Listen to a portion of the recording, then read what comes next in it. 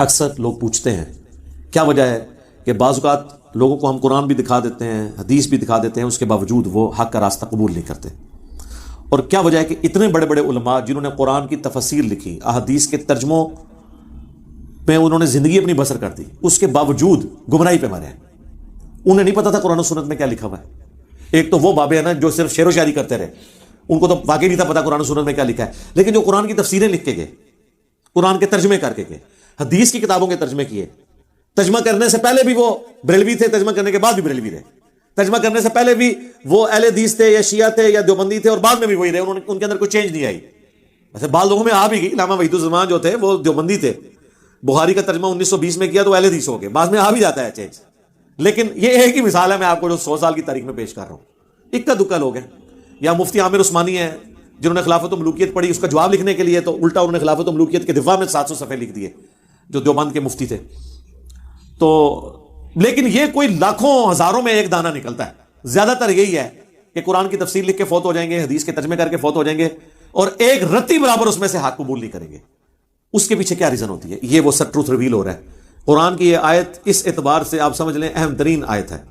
سورہ الانعام کی آیت نمبر 110، وَنُقَلِّبُ أَفْئِدَتَهُمْ وَأَبْصَارَهُمْ، ہم پھیر دیتے ہیں لوگوں کے دلوں کو اور آنکھوں کو حق بات قبول کرنے سے.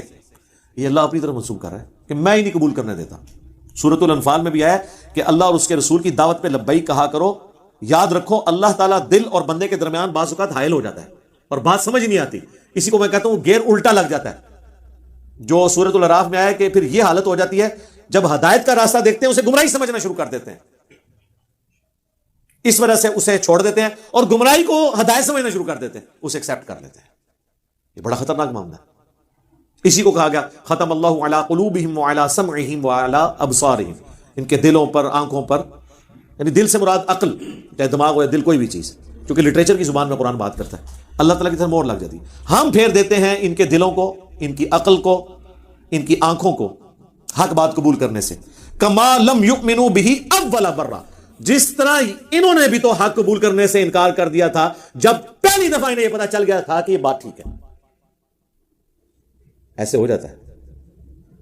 میرا خیال ہے اس کی نمائندہ مثال ابو جہل ہے. اسے بالکل صحیح سمجھ آ گئی تھی کہ یہ کیا ہونے جا رہا ہے. خالد بن ولید کا باپ ولید بن مغیرہ، اسے بالکل سمجھ آ گئی تھی کہ یار یہ عام انسان نہیں ہے، یہ کلام عام کلام نہیں ہے. پھر بھی اس نے حق قبول نہیں کیا. اس لیے اللہ کا اتنا غصہ ہے قرآن میں اس کے اوپر. تو اللہ تعالیٰ فرما رہا ہے کہ جب پہلی دفعہ کسی کو بات سمجھ آ جائے اس کے باوجود وہ ہٹ درمی کرتا ہے نا، پھر اللہ تعالیٰ سے بات سمجھ ہی نہیں لگنے دیتا. اچھا یہ اب اللہ کا فیصلہ ہے. بعض اوقات اللہ تعالیٰ کسی کو ڈھیل بھی دے دیتا ہے. اب یہ اللہ کا فیصلہ ہے کسے اس نے ڈھیل دینی ہے، دوبارہ چانس دینا ہے، اور کس کو پہلی دفعہ میں پکڑ لینا ہے. یہ مولوی تو سارے جکڑے گئے ہیں پہلی دفعہ میں نے دیکھا ہے. اس کی وجہ یہ ہے کہ انہیں بالکل صحیح بات سمجھ آ گئی ہوتی ہے. عام آدمی کو تو پھر بھی کوئی نہ کوئی ایمبیگوٹی رہ جاتی ہے، کوئی بالکل دھندلی سی تصویر آتی ہے، وہ بیچارہ پھر سوچتا رہتا ہے کرتے کرتے. لیکن مجھے بتائیں جو بندہ قرآن کی آیات آدھی لکھے، آپ کیا سمجھتے ہیں یہود و نصارہ تحریف کر دیں تورات اور انجیل میں، ان پہ تو اللہ کی لعنت پڑے، اور مسلمان قرآن کی آدھی آیات لکھیں یا قرآن کی آیت لکھ کے اس کے ترجمے کو صحیح کرنے کے بعد اس کی تفسیر اس کی بالکل الٹ لکھ دیں، تو ان پہ لعنت نہیں پڑنی؟ پڑتی ہے ان پہ.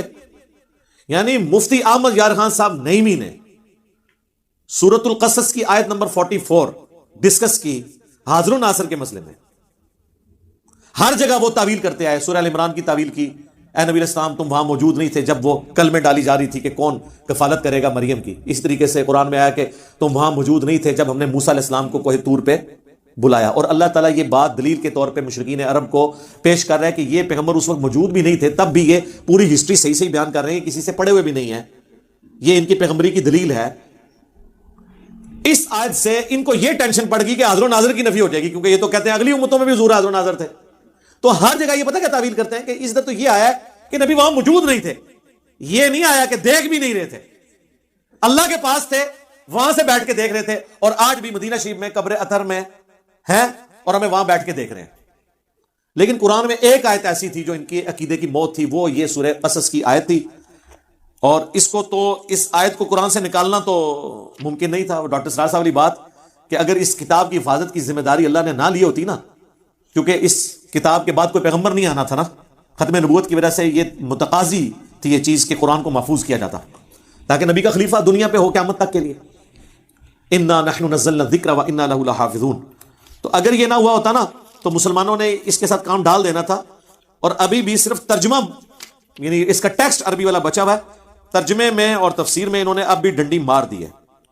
اور اس کی پریکٹیکل مثال وہ لکھتے ہیں وما کنت بجانب الغربی, اور اے نبی آپ وہ مغربی جانب نہیں تھے اس کوہ طور کی, اذ قضینا الی موسی الامر, جب ہم نے موسیٰ علیہ السلام کے اوپر وحی کی, آپ وہاں موجود نہیں تھے.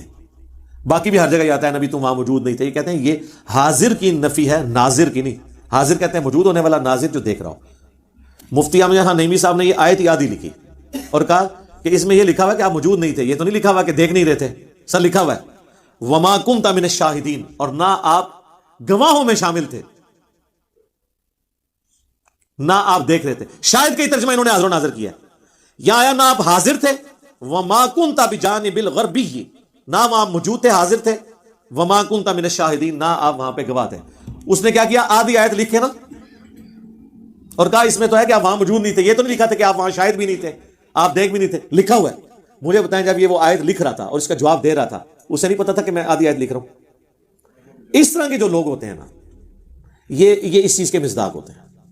اور میں علا وجہ بصیرت کہہ رہا ہوں, اس پلانٹ ارتھ پہ اتنا شرک احمد بریلوی یا دیوبند کے بزرگوں نے نہیں پھیلایا جو مفتی احمد یار خان نعیمی صاحب نے جال حق لکھ کے ان سارے فرسودہ عقائد کا یعنی آف دا وے جا کے دفاع کیا. حتیٰ کہ وہ جال حق میں غیر اللہ سے مدد مانگنے کی دلیل میں سورہ بقرہ کی آیات لے آئے کہ اے نبی, یعنی یہ ان کو فرما دو کہ اگر تمہیں شک ہے نا اس کتاب کے بارے میں تو بلا لو اللہ کے سوا جتنی ہستیاں ہیں ان کو, اس طرح کی کتاب کوئی بنا کے بتائے. تو کہتے ہیں دیکھیں اللہ تعالیٰ ہمیں خود دعوت دے رہا ہے کہ اللہ کے سوا اور ہستیوں سے بھی مدد مانگ لو. اور رزلٹ ہے جو ان پڑھ بھی نہ کٹے. جی آپ پڑھ لیں جال حق میں جا کے. اب یہ جب باتیں یہ بلنڈرز ہیں, اس کے بعد بھی اگر کوئی ان کے پیچھے آنکھیں بند کر کے چلتا ہے اس کا کوئی علاج نہیں ہے سوائے ایک اس سے بڑا علاج میں نے رکھا ہوا ہے, آخری علاج. وہ میرے پاس جو یکا ہوتا ہے کہ میں کسی بزرگ کی گستاخی ثابت کر دوں, وہ میں نے کر دی. اسی جال حق میں انہوں نے جو نور اور بشر کی بحث ہے نا اس میں ان سے ایک بلنڈر ہو گیا اور وہ ہم نے پکڑ لیا. اس کے اوپر بھی یہ سارے آ کے لاجواب ہو جاتے ہیں. انہوں نے کہا قل انما انا بشر مثلکم, اے نبی تم فرما دو کہ انسان ہونے میں تمہاری طرح ہوں. ظاہر مرتبے میں تو ہم بھی نہیں کہتے, آپ جیسا مرتبہ کسی کا ہو نہیں سکتا. ٹھیک ہے جی, ہماری آنکھیں تو ادھر تک نہیں دیکھ سکتی. بخاری مسلم میں نبی الاسلام نے جنت بھی دیکھ لی نماز کی حالت میں. بخاری مسلم میں اپنی پیٹھ کے پیچھے بھی دیکھ لیتا ہوں. آپ کے پسینے میں سے بھی بخاری مسلم میں آتا ہے خوشبو آتی تھی. ٹھیک ہے, تو انسان ہونے میں وہ ہماری طرح تھے, مرتبے کی تو بات ہی نہیں ہو رہی. تو اب ان کو بشر ماننا بھی مشکل ہو جاتا ہے نا.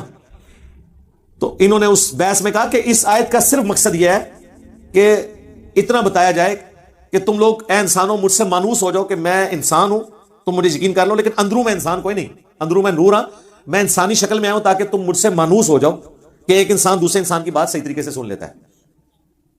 جس طرح شکاری شکار کرنے کے لیے مختلف آوازیں منہ سے نکالتا ہے یہ تیتر کو اور بٹیر کو, اس طرح پیغمبر بھی یہ کر رہے تھے کافروں کو اپنی طرف مائل کرنے کے لیے. اب پیغمبر کی مثال کس سے دے دی انہوں نے, شکاری سے. اور وہ شکاری بھی وہ جو فراڈ کر رہا ہوتا ہے, تیتر ہوتا نہیں ہے آوازیں نکالتا ہے, اندروں کچھ اور ہوتا ہے.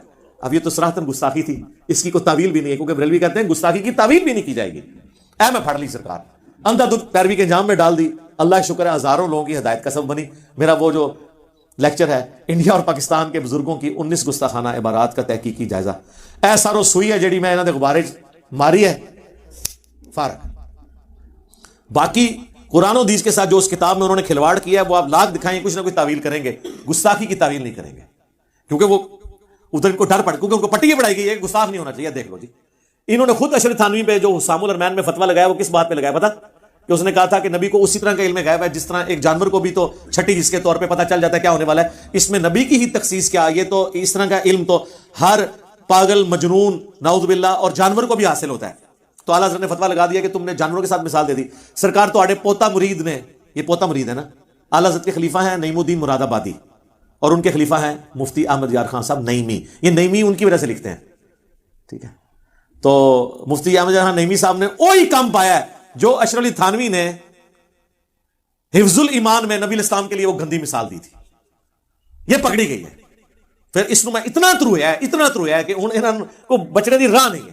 لیکن یہ میں نے کیوں ایک ٹوٹکا میں نے بتایا, ہمیں کوئی ضرورت نہیں تھی, ہمارے پاس تو کوئی ذریعہ ہی نہیں ہے نا کہ ان کو منوانے کا, یہ قرآن حدیث کو مانے.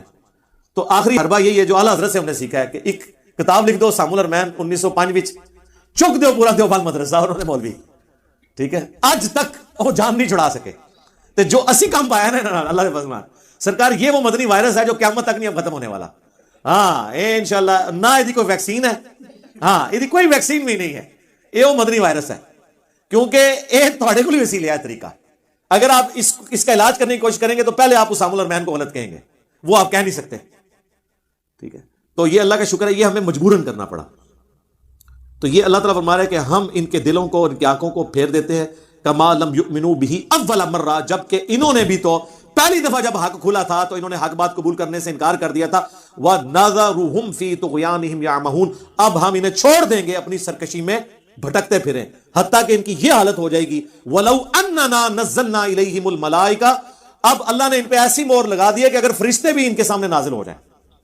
وَكَلَّمَهُمُ الْمَوْتَ, اور مردے قبروں سے نکل کے ان سے باتیں کرنا شروع کر دیں کہ یہ نبی حق ہیں, ہم نے آخرت دیکھ لیا ہے, ہم پہ عذاب ہو رہا ہے. وَحَشَرْنَا عَلَيْهِمْ كُلَّ شَيْءٍ قُبُولًا, اور ہر چیز جو اللہ تعالیٰ ان سے وعدہ دیتا ہے کہ قیامت کے دن یہ ہوگا, قیامت کا منظر بھی انہیں دنیا میں دکھا دیا جائے. مَا كَانُوا لِيُؤْمِنُوا, پھر بھی یہ ایمان نہیں لے کے آئیں گے. سرکار جب اللہ مہر لگا دے, چاہے فرشتے نظر آ جائیں, مردے نظر آ جائیں, جہنم نظر آ جائے, جنت کی اڑے نظر آ جائیں, جب اللہ نے کسی کے اوپر مہر لگا دی ہے تو اسے ہدایت نہیں ملتی. لہذا مولویوں کی, بزرگان دین کی ٹینشن نہ لیا کریں. جنہاں دی مت اللہ نے مار دیتی ہے اس وجہ کہ انہوں نے اپنے پیغمبر کے ساتھ غداری کی, عزتیں اویل کی رسول اللہ کے نام پر, سواریاں سوار کی اپنی گاڑیوں میں انہوں نے خانقاہوں میں مکے مدینے کے نام پر, اور اتاری جا کے جناب اجمیر شریف, بغداد شریف, دیوبند شریف, بریلی شریف, شیعہ شریف تے سنی شریف. الا ان یشاء اللہ, ہاں مگر اللہ ہی کسی کو زبردستی ہدایت دے دے کہ اسے آخری وقت میں کوئی بات سمجھ آ جائے, وہ الگ بات ہے. ادروائز جب مہر لگ, یعنی یہ وہ مہر ہے, یہ وہ سیل ہے جس کو اللہ کھول سکتا ہے. کوئی خاص کسی پہ کرم ہو جائے تو وہ ہو بھی جاتا ہے سرکار. وہ صحیح مسلم میں حدیث ہے, حضرت ابو ہریرہ کہتے ہیں یا رسول اللہ, میری ماں آپ کو بہت گالیاں دیتی ہے, مجھ سے اب برداشت نہیں ہوتا, تو آپ دعا کرتے ہیں. حضرت ابو ہریرہ اتنی محنت کر چکے ہیں لیکن وہ ایمان نہیں لا رہی. بس کوئی قبولیت کا وقت تھا, اللہ کے نبی نے ہاتھ اٹھا دیا. یار کتنوں کے ماں باپ کے لیے اللہ کے نبی نے ہاتھ اٹھائے ہوں گے, یہ واقعہ ایک ہی ملتا ہے آپ کو. وہ اللہ کی طرف سے منظوری ہوئی ہے, دعا کے لیے ہاتھ اٹھائے. حضرت ابو ہریرہ کہتے ہیں میں نے حضور کی دعا ختم ہونے کا بھی انتظار نہیں کیا, میں دڑکی لا دیتی کہ اللہ کے نبی کی دعا پہلے ختم ہوتی ہے یا اس سے قبولیت پہلے ملتی ہے. گھر گئے, کہتے ہیں میں دروازہ جب میں انٹر ہونے لگا تو ان کی والدہ نے کہا کہ باہر ہی رہو, میں غسل کر رہی ہوں, مجھے اللہ کے نبی کے پاس لے جا رہا, وہ اسلام قبول کر لیا. لیکن یہ جو کنو پکڑ کے ہدایت ہے نا, یا جامع ترمذی میں حدیث ہے, اللہ کے نبی نے کہا کہ اے اللہ عمر ابن خطاب یا عمر بن حشام میں سے ایک کو ایمان کی دولت دے دے, تو وہ پھر اللہ تعالیٰ نے قبول کر لیا. وہ اللہ کا فیصلہ تھا, وہ ایک لادہ بمنا. وَلَٰكِنَّ أَكْثَرَهُمْ يَجْهَلُونَ, لیکن اکثر لوگ بالکل اس طریقے سے ناواقف ہیں, جاہل ہیں حق بات قبول کرنے سے. اکثر لوگ یہ پوری اللہ کا پلان سمجھنے سے ہی قاصر ہیں. اللہ تعالیٰ سے دعا ہے جو حق بات میں نے کہی اللہ تعالیٰ ہمارے دلوں میں راسخ فرمائے. اگر جذبات میں میرے منہ سے کوئی غلط بات نکل گئی تو اللہ تعالیٰ ہمارے دلوں سے اسے دھو ڈالے, ہمیں معاف بھی فرما دے, ہمیں کتاب و سنت کی تعلیمات پر عمل کر کے دوسرے بھائیوں تک پہنچانے کی توفیق عطا فرمائے. سبحانک اللہم و بحمدک, اشہد ان لا الہ الا انت, استغفرک و اتوب الیک, وما علینا الا البلاغ المبین.